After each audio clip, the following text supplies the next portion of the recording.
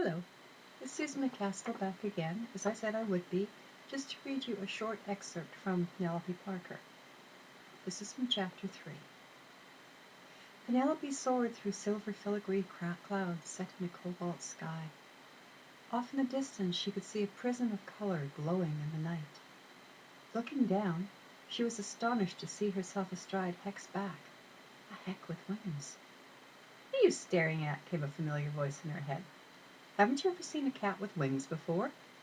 No," said Penelope, somewhat taken aback at the turn things seemed to have taken.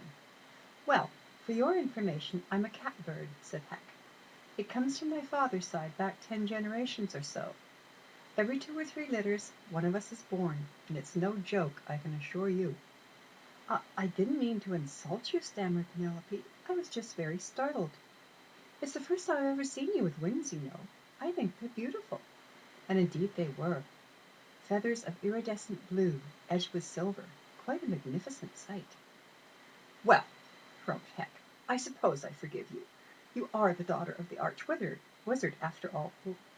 "What?" "Are you deaf, girl? I said you are the daughter of the arch-wizard. It's him we're going to see, you know." Why is he called the arch-wizard?" asked Penelope. "Good gracious, girl, you are full of questions, aren't you?" "He will tell you himself if he sees fit. Now be quiet and watch where you're going." Penelope rather thought it was Heck who should watch where she was going, but she wisely said nothing and turned her attention to the landscape below. It was dominated by the light of the prism, and was a desolate landscape indeed. Dead tree stumps, foul-looking pools of stagnant water, and things moving around she didn't want to look too closely at. Shivering, she pulled her cardigan tighter around her, realizing the air was freezing cold. She wondered how on earth she got here. The last thing she remembered was being on the train with her mother. Remembering that, she also remembered the gift from her father. Looking around her, and being an observant child, she saw with a catch in her breath that the clouds resembled the silver filigree work on the box, as did the sky resemble the box's color. Looking ahead, her eyes widened as the prism came ever closer.